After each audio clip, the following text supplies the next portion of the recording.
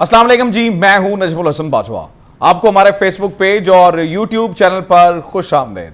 आज इंतहाई अहम समाअत थी सुप्रीम कोर्ट में और इससे बहुत ज़्यादा उम्मीदें डेफिनेटली वाबस्ता हैं अपोजिशन को भी और हुकूमत को भी। दोनों इस वक्त सुप्रीम कोर्ट की तरफ देख रहे हैं। दोनों का ख्याल यह है कि यहाँ से एक बड़ा रिलीफ मिल सकता है। बहरहाल आज जब पहले दिन की समाअत हुई तो इसमें काफ़ी ज़्यादा चीज़ें हुकूमत के हक़ में जाती हुई नजर आई हैं। मतलब पहले दिन की समाअत से आप इस बात का अंदाज़ा लगा सकते हैं कि कुछ खुशखबरियाँ हैं जो तहरीक इंसाफ को आज की समाअत से मिली हैं और डेफिनेटली दूसरी जानिब अपोजिशन भी खुश नज़र आ रही है। अपोजिशन भी बहुत ज़्यादा परेशान नहीं है। तो आज की समाअत का अहवाल मैं आपके सामने रख देता हूँ। आप अंदाज़ा लगा लीजिएगा कि किस किस्म की चीज़ें आगे जो है वो हो सकती हैं और किस तरह के फैसले आगे हो सकते हैं। मतलब आप सिर्फ अंदाज़ा लगाया जा सकता है क्योंकि समाअत अभी चल रही है। लार्जर बेंच जो है वो उसके बाद बन जाएगा। फिर 24 तारीख तक इसको मुलतवी किया गया है। तो आज क्या हुआ वो इंतहाई अहम है। आज चीफ जस्टिस उमर अता बंदयाल और जस्टिस मुनीब अख्तर की अदालत में इस केस को सुना गया। 4 इंतहाई अहम तरीन सवाल थे जो कि तहरीक इंसाफ ने डेफिनेटली वो कर रखे थे। जो सदारती रेफरेंस गया था उसमें से 4 अहम तरीन सवाल थे। वो पहले 4 अहम तरीन सवाल मैं आपके सामने रख देता हूं। सबसे पहला सवाल है कि क्या पार्टी के खिलाफ वोट देने से नहीं रोका जा सकता? यह सबसे पहला सवाल पूछा गया था। दूसरा सवाल यह था कि क्या मुनहरफ रुकन का वोट शुमार होगा या नहीं? मतलब अगर कोई रुकन जो कि पार्टी पॉलिसी की सरीहन खिलाफ वर्जी करता है और फिर आके प्राइम मिनिस्टर के खिलाफ वोट दे देता है तो उस वोट को गिना जाएगा या नहीं गिना जाएगा? यह दूसरा बड़ा सवाल था। तीसरा बड़ा सवाल था कि क्या मुनहरफ रुकन ताहियात नाअहल होगा? यह सबसे बड़ा सवाल था। और फिर चौथा अहम तरीन सवाल जिसमें राय मांगी गई थी, मतलब असल में तशरीह चाह रहे हैं ना इस पे 63A की, तो वो ये है कि हॉर्स ट्रेडिंग को किस तरह से रोका जा सकता है। ये 4 इंतहाई अहम तरीन सवालात जो है ना वो इसमें किए गए थे। जितनी सारी समाअत हुई, जितने दलाइल दिए गए, मैं कोशिश करता हूं कि आपको उसका जो है ना वो मुख्तसरन करके बता सकूं कि असल में क्या जो है वो बातचीत हुई है। सबसे पहला जो एतराज जो कल से लगाया जा रहा है और जो कल से किया जा रहा है वो ये है कि इस वक्त अगर स्पीकर इजलास नहीं बुलाते, यानी कि अगर 25 तारीख को वो कौमी असम्बली का इजलास बुला रहे हैं तो वो आर्टिकल 6 के तहत गद्दारी के मुर्तकिब हुए हैं, चूंकि आइन की दी हुई मुद्दत यानी कि 14 दिन के अंदर उन्होंने इजलास नहीं बुलाया है और 14 दिन के अंदर इजलास बुलाना बड़ा जरूरी था और स्पीकर ने यह बड़ी सख्त ज्यादती कर दी। उस पर अदालत ने सुने क्या कहा है या आज जो है वो उसके ऊपर क्या जो है वो रिमार्क्स दिए गए हैं। तो स्पीकर में के ताखीर से इजलास बुलाने के हवाले से ऑपोजिशन के एतराज को आज पहली समाअत में नहीं माना गया है।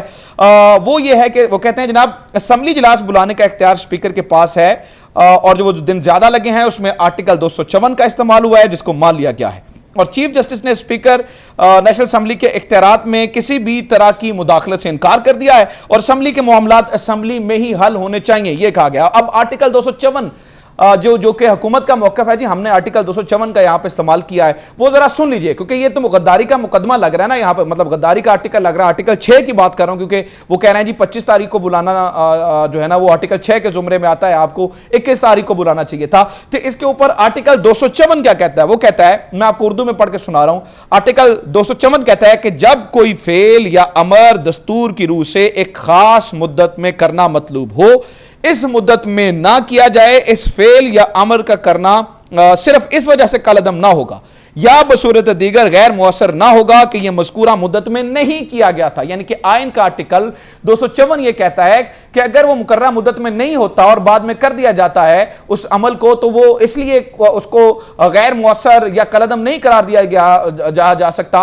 कि वो मुकर्रर मुद्दत में नहीं हुआ। यानी कि आइन के अंदर स्पीकर के पास ये इख्तियार मौजूद है कि अगर मुकर्रर मुद्दत में नहीं भी होता तो उसे बाद में कंडक्ट कर सकते हैं। तो इसी आर्टिकल का जो हुकूमती मौक़िफ़ ये था वो इसी आर्टिकल 254 के हवाले से था कि भाईजान हमने इसका इस्तेमाल किया। दूसरा जनाब सबसे बड़ी इस्तदा ये थी अपोजिशन की, वो ये थे कि तहरीक इंसाफ को जलसा करने से रोका जाए। और क्योंकि आपको ये मालूम ही है कि इमरान खान जिस तरह से मोमेंटम हासिल कर रहे हैं और इस वक्त इमरान खान को यही लग रहा है कि मेरी जो सबसे बड़ी ताकत है, क्योंकि ये देख लीजिएगा कि नंबर्स तो इस वक्त गवर्नमेंट के पास पूरे नहीं है, ये सीधी सीधी बात है, नंबर्स पूरे नहीं है क्योंकि उन्होंने इनके काफी सारे बंदे तोड़ लिए हैं। अब एक واحد ریلیف جس کی طرف عمران خان اور پاکستان تحریک انصاف کی گورنمنٹ دیکھ رہی ہے وہ یہی ریلیف ہے کہ انہیں عدالت سے کوئی ریلیف اس طرح کا مل جائے اور وہ یہ بتا سکیں کہ دیکھیں جی ہارس ٹریڈنگ کی گئی ہے, فلور کراسنگ کی گئی ہے, تو اس میں آپ دیکھیں یہ تو بڑا غیر آئینی قدم ہے. تو اپوزیشن کا دوسرا مطلب چونکہ اس میں وہ بہت زیادہ جلسے سے مومنٹم حاصل کر رہے ہیں, تو اپوزیشن کا سب سے بڑا اعتراض یہ تھا کہ انہیں جلسے کرنے سے روکیں. یہ کس طرح سے جلسے کر سکتے ہیں جبکہ تحریک عدم اعتماد کو جو ہے وہ پیش کر دیا گیا ہو. تو اس پر جناب عدالت نے کیا کہا ہے وہ سن لیں. تحریک انصاف کو جلسہ کرنے سے روکا جائے. اس پر جو ہے وہ یہ کہا گیا کہ آئین میں کوئی بھی ایسی شک موجود نہیں ہے جس پر کسی بھی پارٹی کو جلسہ کرنے سے روکا جائے.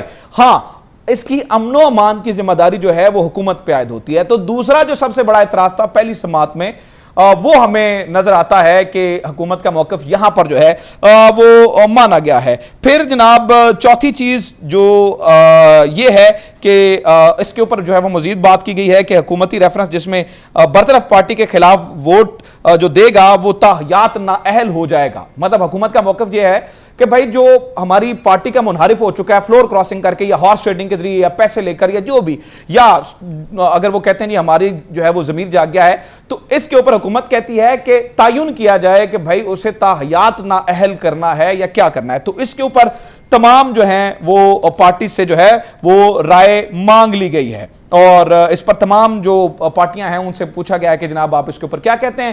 آج چونکہ اس جس سماعت کی میں بات کر رہا ہوں اس میں اپوزیشن لیڈر جناب شہباز شریف بھی موجود تھے, بلاول بھٹو زرداری بھی موجود تھے, اور جو ہی یہ سماعت ختم ہوئی تو اس کے بعد یہ دونوں رہنما باہر آئے. انہوں نے میڈیا سے بھی گفتگو کی اور انہوں نے میڈیا سے گفتگو کر کے وہی تمام باتیں دہرائیں پہلے سے جو ان کا موقف رہا ہے, اور انہوں نے کہا کہ جناب یہ آرٹیکل 6 لگتا ہے, یہ تو جو ہے نا وہ آئین کی صریحاً خلاف ورزی ہے, اور اس طرح کی جو ہے وہ باتیں کی گئی. ایک چیز میں آپ کو بتا دوں کہ جو ملک کے بہت سارے جو لوگ ہیں جو سیاست کو بھی سمجھتے ہیں وہ یہ سمجھتے ہیں اس پورے معاملے میں کہ دیکھیے یہ جو فلور کراسنگ اور ہارس ٹریڈنگ کے بارے میں اس وقت بڑا ضروری تھا اور گورنمنٹ نے صحیح فیصلہ کیا, اور اس کے اوپر جو ہے نا وہ کورٹ سے رائے لینے کا فیصلہ بالکل درست ہے, کیونکہ اس سے بڑا آسان ہو جاتا ہے فلور کراسنگ یا ہارس ٹریڈنگ کر کے پرائم منسٹر کو ہٹانا. میں کہہ رہا ہوں جیسے کہ آپ کو معلوم ہے یہ اس میں کوئی شک نہیں ہے, کوئی دوسری رائے نہیں ہے کہ اس وقت جو ہے وہ اپوزیشن کے پاس نمبرز پورے ہیں, نظر آ رہے ہیں نمبرز پورے, لیکن اس طرح سے تو آنے والے پرائم منسٹرز کے خلاف بھی یہ اس طرح سے جو ہے وہ کیا جا سکے گا, لوگوں کو توڑا جا سکے گا. لہٰذا اس کی تشریح بڑی ضروری ہے, اس کو جان لینا بڑا ضروری ہے, اس کے بارے میں ایک کلیئر ورڈ بہت ضروری ہے تاکہ آئندہ معلوم ہو کہ کیا ہونا ہے. ایک چیز میں آپ کو بتا دوں جو اس وقت سب سے زیادہ خطرناک ہے وہ ہے پولیٹیکل انسٹیبلٹی. دیکھیں خان رہتا ہے یا جاتا ہے, پولیٹیکل انسٹیبلٹی ریاست کے لیے بڑی نقصان دہ ہے. ریاست کے خلاف باتیں ہونا شروع ہو چکی ہیں. دیکھیں ریاستی اداروں کے خلاف کمپینز چل رہی ہیں, فوج کے خلاف کمپین چل رہی ہے, اور یہ جو ہے وہ بڑا نقصان دہ ہے, یہ بڑا نقصان دہ ہے. پچھلے کافی دنوں سے جب سے یہ سارا معاملہ شروع ہوا ہے آپ کو یہ معلوم ہے کہ اکنامکس پہ بات نہیں ہوئی ہے, ملک کی ترقی پہ بات نہیں ہو رہی ہے, ساری توجہ اس طرف ہے. اور اگر خان جو ہے وہ مثال کے طور پر مان لیجئے نہیں جاتے, تحریک عدم اعتماد کامیاب نہیں ہوتی, تو اس کے بعد بھی کیا ہوگا کہ پھر اپوزیشن پارٹیز اس جو ہے نا وہ معاملے کو اٹھائے رکھیں گی اور صورتحال گمبھیر رہے گی, جو کہ ملک کے لیے اچھا نہیں ہے. سو لہٰذا اس بارے میں اس چیزوں کا کلیئر ہونا بڑا ضروری ہے. کوئی بھی ایسی چیزیں جو ہے وہ نہیں ہونی چاہیے جو ریاست کے خلاف ہو, جو ملک کے خلاف ہو. جو حکومت اگر رہتی ہے یا جاتی ہے اس سے ریاست کو کوئی نقصان جو ہے وہ نہیں پہنچنا چاہیے. سو آج کی جو سماعت تھی وہ میں نے آپ کے سامنے رکھ دی ہے. جو ہی اس پہ مزید چیزیں آتی ہیں ڈیفینیٹلی میں آپ کے سامنے رکھوں گا. آپ چینل کو سبسکرائب ضرور کریں, فیس بک پہ دیکھ رہے ہیں تو ہمارے پیج کو ضرور لائک کریں, زیادہ سے زیادہ گروپس میں شیئر کریں. اپنا خیال رکھیں. خدا حافظ. پاکستان زندہ باد.